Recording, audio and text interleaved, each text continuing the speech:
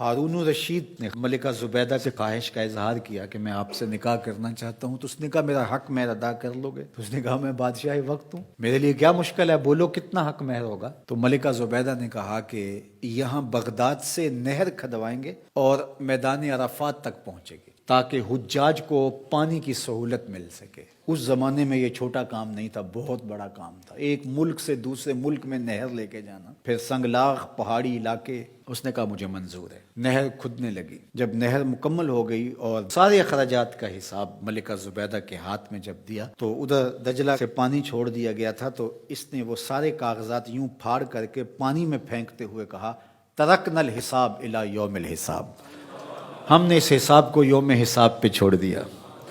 اللہ اکبر! آج ہم حساب نہیں کرتے، اللہ بھی ہمارا حساب نہ کرے۔ تو اللہ کی بارگاہ میں جب پیش ہو جاؤ، اس کے راہ میں دو، پھر بے حساب دیا کرو، اللہ ہمارا حساب آسان کر دینا۔ حضور علیہ الصلوۃ والسلام جب اللہ کے حضور دعا مانگتے تھے تو یہ دعا بھی کبھی مانگتے، اللہم حاسبنی حسابا یسیرا۔ اللہ اکبر! اللہ کے محبوب ہو کہ اللہ کی بارگاہ میں عرض گزار ہیں، اے اللہ میرا حساب آسان فرمانا۔ ام المومنین سیدہ عائشہ رضی اللہ تعالی عنہا فرماتی ہیں کہ حضور حساب یسیر سے مراد کیا ہے؟ تو آقا کریم نے فرمایا کہ بس اللہ کے حضور پیشی ہوگی، اللہ حساب دیکھے گا اور یوں ہی معاف کر دے گا۔ جس کا پھر حساب شروع ہو گیا فرمایا وہ ہلاک ہو گیا۔ اگر کسی کی جانچ پڑتال شروع ہو گئی تو پھر وہ نہیں بچ پائے گا۔ تو اللہ سے یہ بات عرض کرو کہ مالک میرا حساب یسیر فرمانا، آسان حساب، بلکہ مالک تو کریم ہے، تو نہ ہی حساب لینا، تو یوں ہی معاف کر دینا۔ تو اللہ کی بارگاہ میں جب ہم کہتے ہیں ربنا آتنا فی الدنیا حسنۃ وفی الآخرۃ حسنہ، تو حسنہ آخرت سے مراد ہوتا ہے مالک میرا حساب آسان ہو، فضا اکبر کے دن میں امن میں رہوں، اور مالک تو جنت میرا مقسوم فرما دے۔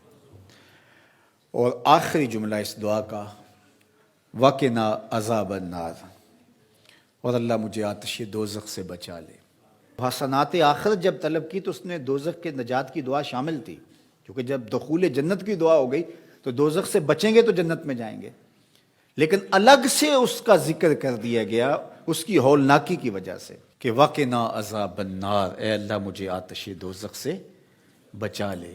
اللہ اکبر! حضور نے ایک دن جبریل امین سے پوچھا مجھے جہنم کے عذابوں کا ذکر سناؤ، تو جبریل امین نے کہا حضور اخف العذاب، سب سے ہلکا عذاب جو جہنم میں جہنمی کو دیا جائے گا وہ یہ ہوگا کہ اس کے پاؤں میں آگ کے جوتے رکھے جائیں گے۔ ویسے تو آگ میں ڈوبے ہوئے ہوں گے، آگ کے کنویں میں پھینک دیے جائیں گے، آگ کے پہاڑ ہیں، ایسی وادیاں ہیں جن سے جہنم بھی ایک دن میں 700 مرتبہ پناہ مانگتی ہے، لیکن سب سے ہلکا عذاب، اخف العذاب، سب سے خفیف ترین عذاب جو جہنمی کو جہنم میں دیا جائے گا، اس کے پاؤں میں آگ کے جوتے رکھے جائیں گے، باقی اس کا آگ میں بدن نہیں ہوگا، یہ سب سے ہلکا عذاب ہوگا۔ لیکن یغلی منہما دماغہ، ان آگ کے جوتوں کی شدت اور حدت اور گرمی اور حرارت اتنی ہوگی کہ اس سے دماغ پگھل کے ناک اور منہ کے راستے سے باہر آنا شروع ہو جائے گا۔